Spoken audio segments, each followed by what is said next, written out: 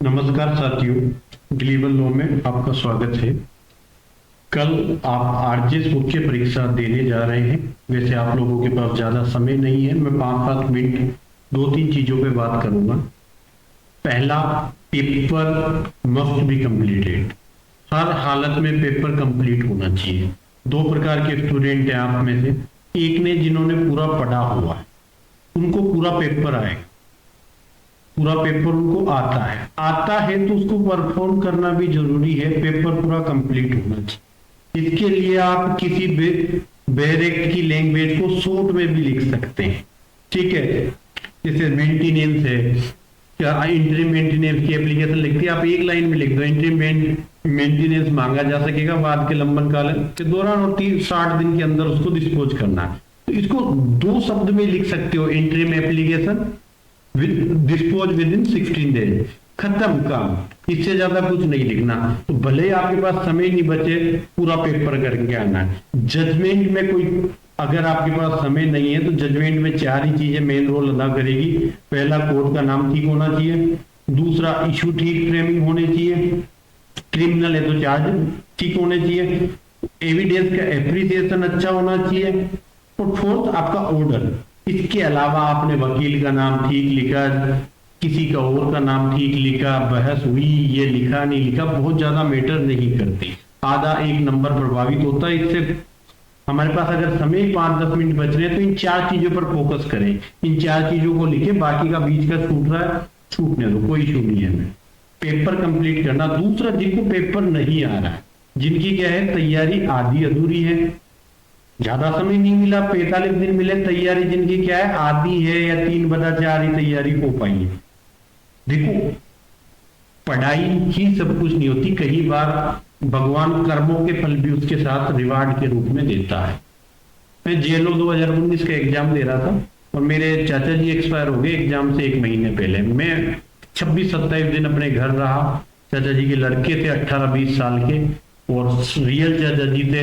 मैं 22-25 दिन रहा, 4 दिन पहले वापस आया और एग्जाम देने गया। मुझे लगा कि ऑल इज ओवर, क्योंकि आप 1 महीने पहले से किताब भी उठा के नहीं देखे और जिस पारिवारिक सदस्य की डेथ होती है, आपके टच में रहते हैं चाचा जी, आपका लगाव होता है, तो आपकी तैयारियां वगैरह जा चुकी होती है।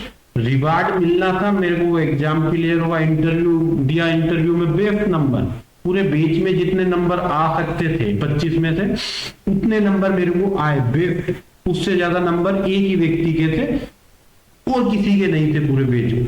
तो चीजों को कई बार आपको पता नहीं होता, भगवान किस रूप में आपको नवाजेंगे। मैं 2018 के अटेम्प्ट की बात कर रहा हूँ।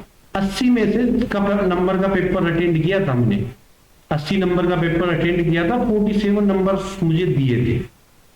तो आप देखो कि सिविल का पेपर मात्र 80 नंबर का अटेंड करके आया, फिर भी 47 नंबर आ गए। तो जितना आपने पढ़ा, जितना आपने याद किया, उसको बहुत अच्छे तरीके से परफॉर्म करे कि वहां से नंबर कटने के चांस कम रहे। मैं लिमिट बता चुका हूं कि आंसर को कितनी कितनी लिमिट में लिखे। दूसरा, पेपर पर एकदम टूट करना पड़े। पूरा पेपर कंप्लीट करने के चक्कर में आप जल्दी जल्दी क्वेश्चन पढ़ोगे, गलतियां होंगी। क्वेश्चन को जब भी पढ़े, धैर्य के साथ पढ़े और धैर्य के साथ पढ़कर समझे कि पेपर क्या, क्वेश्चन क्या पूछना चाह रहा है। 15 मिनट को अलग से पेपर पढ़ने के लिए निकाल दो कि यार ये जाएंगे, बर्बाद होंगे। हमारा मैनेजमेंट 2 घंटे 30 मिनट का ही होना चाहिए, इस 15 मिनट को अलग निकाल दो। तो धैर्य रखकर पेपर को पढ़ना है। संयम नहीं होना चाहिए। 3 क्वेश्चन 4 क्वेश्चन शुरू के नहीं आए, हो सकता है बाद के आ जाए, हो सकता है वो 4 क्वेश्चन जो 3-3 नंबर के थे उनसे हमारा रिजल्ट प्रभावित नहीं हो रहा। ये देखो, 80 नंबर का पेपर अटेंड किया तो मेरे को 7 क्वेश्चन अगर 3-3 नंबर के नहीं आए थे, क्या फर्क पड़ा? बाकी का मैंने 80 नंबर का तो अच्छा कर दिया, 21 नंबर वाला ही तो नहीं किया। तो कोई फर्क नहीं पड़ता 3 नंबर क्वेश्चन 4 क्वेश्चन नहीं आ रहे, जितने आपने किए बहुत अच्छे से करना। दूसरा, पेपर में आपके पास टाइम नहीं होता तो वॉशरूम जैसी जाने जैसी गलतियों से बचना। पहले 2-3 घंटे पहले जो कुछ ड्रिंक करना है वो कर लो और क्लास में बैठने से पहले वॉशरूम वगैरह को डिस्पोज ऑफ कर लो। फिर क्लास खत्म होते ही, जैसे ही आपका पेपर खत्म होता है 12 बजे, फिर आप जितना भी लिक्विड लेना है आपको ले लो। 1 बजे तक लिक्विड लो, फिर 1 बजे के बाद छोड़ दो। 3 बजे के आसपास वापस वॉशरूम जाया हो ताकि आपका टाइम बचे। वॉशरूम में टाइम नहीं खर्च करना बिल्कुल भी। दूसरी चीज कि आपने जो पढ़ा है ना उसको परफॉर्म ठीक से करो। पढ़ना था, 45 दिन दिए हाईकोर्ट ने, जो भी किया वो हमारे लिए चर्चा का विषय नहीं है। जो चीजें हमारे कंट्रोल में नहीं, उस पर हमें बात ही नहीं करनी। हमें बात करनी कि अब हमारे हाथ में क्या है, उसको कैसे बेटर एग्जाम में परफॉर्म करना है, तो उस पर फोकस करो। जितना पढ़ा अच्छे से लिखे, टाइम नहीं बचता है, शॉर्ट में आंसर लिख दे, कोई फर्क नहीं पड़ता। शॉर्ट में भी लिखोगे तो आपको नंबर मिलेंगे। 4 नंबर का क्वेश्चन था, 3 मिलने से 2 मिल जाएंगे, एटलीस्ट नंबर तो मिल रहे हैं। किसी भी क्वेश्चन को खाली छोड़ने से बचे। ठीक है, आपको हेडिंग आती है, हेडिंग ही लिख दें कि ये क्वेश्चन इस धारा से संबंधित है। अब धारा की लैंग्वेज याद नहीं आ रही हमें, बस इससे संबंधित है, और वहां इतना सा लिख के छोड़ दें। दूसरी चीज, असफलता एक नियम है। देखो, अब आप 3500 बच्चे बैठ रहे हैं, और मुझे पता है कि ऑलमोस्ट 2000 बच्चों ने हाथ ऊंचे कर दिए, उन्होंने 15 दिन पहले ही तैयारी छोड़ दी। जो 1500 बच्चे लगातार कंपटीशन में जूझ रहे हैं, रो रहे हैं, पढ़ रहे हैं, जैसे भी खुद से लड़कर एग्जाम में बढ़ रहे हैं, उस 1500 में से 666 बच्चे इंटरव्यू कॉल होंगे, और लास्ट में 222 बच्चों को जज बनना है। तो असफलता एक नियम है, क्योंकि आप रेगुलर असफलता प्राप्त कर रहे हो। जब आपको मिलेगी ना वो सफलता, एक अपवाद होती। तो असफलता नियम है, सफलता एक अपवाद है। क्यों ये बात मैं कह रहा हूं कि आप लगातार ही फेल होगे, और फेल होना नियम ही है। अचानक से एक दिन आपके जीवन में असफलता की जगह सफलता आएगी, और आप उस अपवाद के कारण नौकरी मिलोगे। तो इस चीज को, क्योंकि 3500 बच्चे बैठ रहे हैं, आप मेंस पास करके इंटरव्यू लेवल पे जाओगे, उस इंटरव्यू लेवल में से भी हर 3 में से एक बच्चा निकलेगा। कहीं ना कहीं आदमी रुककर फाइनल 222 ही लगेंगे 3500 में से। तो इस चीज से हैंड टू हैंड, आज अगर कल पेपर अच्छा नहीं है, परसों के में अच्छा परफॉर्म करें, क्योंकि ओवरऑल चारों पेपर की मिला के 40% नंबर मार्क्स आ रहे हैं ना, तो भी आप पास होने के चांस रखते हो। ठीक है, तो आपको पहला पेपर बिगड़ गया, इसकी मीन्स ये नहीं कि मैं 2017-16 बैच की एक आरजेएस है मेरे नोन है, पहला पेपर बिगड़ने के बाद इतनी रोई होगी, अब कुछ नहीं हो सकता। तो पता है कि 35 की वैकेंसी में भी जॉब निकाल के लेगी आरजेएस। 35 आरजेएस की पोस्ट आई थी, 2016 या 17 का बैच है, उसमें भी वो जॉब निकाल के लेगी। तो जो पहले पेपर के बाद रो रहा है कि अब कुछ नहीं हो सकता, पहला पेपर बिगड़ गया मेरा, तो 15-20 नंबर का पेपर छूट गया, फाइनल रिजल्ट में सिलेक्शन आपको पता नहीं है। आपको चारों पेपर तक बेस्ट करने का कोशिश करना है, धैर्य नहीं होना। पहला पेपर कैसा हुआ, दूसरा कैसा हुआ, डजंट मैटर, चारों पेपर में बेस्ट देने का प्रयास। तीसरी चीज, ठीक है, कि जो आपको 3 हावर का टाइम मिलेगा हिंदी ऐसे के टाइम पे, मतलब सिविल पेपर के बाद हिंदी ऐसे के बीच में 3 घंटे का टाइम मिलेगा। उसमें इंट्रो पढ़ना, करंट टॉपिक पे से एक ही ऐसे आ रहा है, हिंदी और इंग्लिश दोनों में करंट टॉपिक पे से एक ही ऐसे आएगा, बाकी अदर चीजों पर आप कवर करना। इंट्रो पढ़ लेना, कंक्लूजन पढ़ लेना, और कोर्स आपने लिख कर रखे हो तो उनको इकट्ठा कर लेना। कोर्स समझते हो ना, वो शायरिया वायरिया कोई पंक्तियां होती है, जैसे नारी प्रीत में राधा बनी, गृहस्थी में बनी जानकी, काली बनकर शीश काटे जब बात हो सम्मान की। तो महिला के लिए ये एक पंक्ति है, कहीं भी आप ऐसे में काम आया लिख दिया। ठीक है, तो ऐसी कोई भी आपने पंक्तियां कोर्स के रूप में लिखी है तो वो पढ़ लेना 3 घंटे के दौरान। पूरा ऐसे मत पढ़ना, इंट्रो, कंक्लूजन और कोर्स, क्योंकि बीच का मटेरियल एग्जैक्ट याद नहीं रहेगा ज्यादा पढ़ोगे।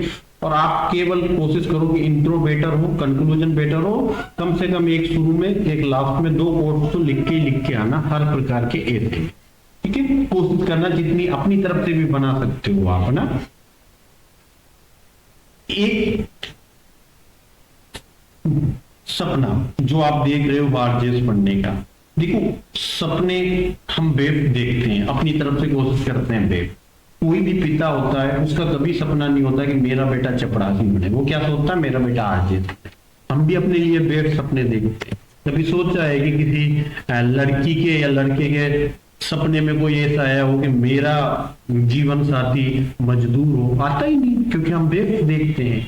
तो हमने जो भी सपना देखा है उस पर विश्वास रखें और उसके लिए लगातार मेहनत करते रहें, क्योंकि असफलता नियम है। आज अगर दोनों पेपर, चारों पेपर ठीक नहीं जाते हैं, एक तारीख एक तारीख की शाम को आपको पता लगता है कि चारों पेपर हमारे लिए ठीक नहीं है, 3-4 दिन में खुद को कवर करें। 5 सितंबर से वापस एपीओ की वैकेंसी है, फिक्स डेट दे रखी है प्री की मेंस की। हाई कोर्ट की तरफ वो 45 दिन वाला भी लफड़ा नहीं है। उसके लिए 5 तारीख से वापस उठे, 4-5 दिन में आप खुद को संवारे, वापस प्लानिंग करें, वापस उठे और तैयारी में लग जाए। देखो हारा वही है जिसने चलना बंद कर दिया, रुक गया है। हर कोई, मैं इतने पेपरों में फेल हुआ, मैंने जीवन में देखा कि यार इतनी असफलता। तो आपको देखो एक इंग्लिश का कोट है कि डोंट प्लान टू मच, खुद के लिए ज्यादा प्लानिंग ना करें। Life has its oven plan, जीवन आपका खुद के लिए अपने प्लान रखता है। और जब आपके जीवन में कोई अच्छी चीज होती है वो अनफॉर्चुनेटली ही होगी।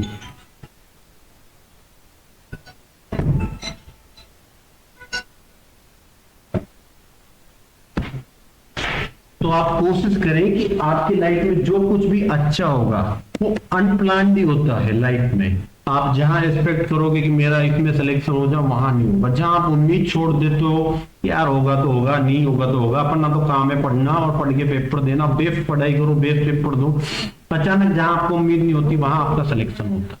तो चीजें जब तक सपने प्राप्त नहीं हो जाते कंटिन्यू करो। एक बात बताता हूँ, 2 मिनट और लेता हूँ। एलन मस्क महोदय थे,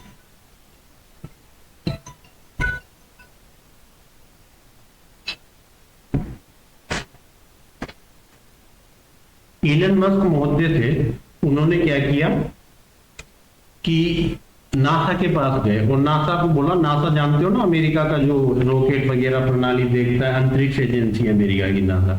उन्होंने कहा कि यार तुम रॉकेट ऊपर भेजते हो, अंतरिक्ष में छोड़ देते हो, उस रॉकेट पे 10-12 हजार करोड़ लगते हैं, फिर आप नया रॉकेट बनाते हो, फिर उसको वापस अंतरिक्ष में भेजते हो, यार इस रॉकेट को वापस उतार लिया करो ना। उन्होंने कहा कि यार पागल हो रहे हो, रॉकेट नहीं उतर सकता। और उस व्यक्ति ने, जिसको नासा ने कहा कि तुमने साइंस नहीं पढ़ी, तुम्हें पता नहीं है, तुम एक मैकेनिक व्यक्ति हो, एक कार सुधारने वाले मैकेनिक ही थे एलन मस्क। बाद में उन्होंने टेस्ला कंपनी बनाई, ठीक है, तो कार की एजेंसी टेस्ला कार की कंपनी। उन्होंने उस बात से लेकर कि यार क्यों नहीं उतर सकता रॉकेट, स्पेस एक्स नाम की एक एजेंसी बनाई और वो स्पेस एक्स ने 4 रॉकेट लगा था। स्पेस एक्स से इसके 4 रॉकेट लगातार 10-10 हजार करोड़ के, 10,000 करोड़। एक ये अंबानी जी ने अपने बेटे की जो शादी की है ना, ऐसी 5 शादियां हो जाती है 10,000 करोड़ में। 6 शादी अंबानी जी ने की है, 3 बार शादी की है अपने बेटे की, तीनों शादी का मिला के 2,000 करोड़ का खर्चा हो। ऐसी 5 शादियां कर लो, ऐसे 10,000 करोड़ के 4 मिशन असफल रहे उसके, पर 5वें मिशन में उसने दिखाया कि रॉकेट ऊपर भी गया और नीचे आके जमीन पे उतरा भी सही वैसा के वैसा। तो जब आप किसी सपने के पीछे पड़े हो और सपने पर विश्वास रखो, उसको साबित करने के लिए बेस्ट प्रयास करते हो, आज सफलता है कल सफलता भी होगी। कंपटीशन का दौर है, देखो सबको एकदम से जॉब नहीं मिलती, किसी को फेल भी होना है, किसी को पास भी होना है। तो पॉजिटिव माइंड सेट के साथ कि कोई बात नहीं, हमें बेस्ट परफॉर्म करना है। हाई कोर्ट ने बुरा किया, हम नहीं पढ़ पाए, कोई परिस्थितियां थी, घर की परिस्थितियां थी, दबाव नहीं लेना। इसके बाद एपीओ की वैकेंसी 200 पोस्टों की और पड़ी है, टाइम भी है, बढ़िया जोर लगाएंगे। अगर यहाँ से होता है सिलेक्शन ठीक है, नहीं होता है तो हमारे पास वैकेंसी ऑप्शन, ऐसा नहीं कि हम 5-7 साल के लिए बेरोजगार हो। अभी हमारे पास वैकेंसी, हम बेस्ट प्रयास करेंगे अगली वैकेंसी में। तो दबाव मत लेके जाना, यूं सोचना कि यार यहाँ बेस्ट परफॉर्म करना है, सिलेक्शन लेना है, नहीं होता तो कोई बात नहीं, एपीओ में ट्राई करेंगे, ठीक है। तो बेस्ट ऑफ लक आप सभी को कल के एग्जाम के लिए, और बहुत कूल माइंड से जाना, कोशिश करना 1-1.5 घंटे पहले सेंटर पे पहुंच जाओ आराम से। और वहां पर कोई खास इशू नहीं है, पेन पारदर्शी हो तो ठीक है, सेमी पारदर्शी चल जाएगा, एकदम ब्लैक ब्लैक ना दिखे, कुछ तो दिखना चाहिए रिफिल वगैरह। तो सेमी पारदर्शी होता है ना, जिनपे थोड़ा बहुत अलग कलर होता है, दिखता रहता है, वो सब भी अलाउ होता है। जींस पहन के जा सकते हो, चप्पलें चलेगी, जूते पहन के जाते हो तो बाहर खुलवा लेंगे, कोई इशू नहीं है खास बात, ठीक है। और बाकी 4 जो डॉक्यूमेंट चाहिए वो ले जाना साथ में। थैंक यू सो मच, ज्यादा समय खराब नहीं करते हैं आपका, पढ़िए आराम से, समय से सो जाना, समय से उठ के चले जाना। Thank you so much.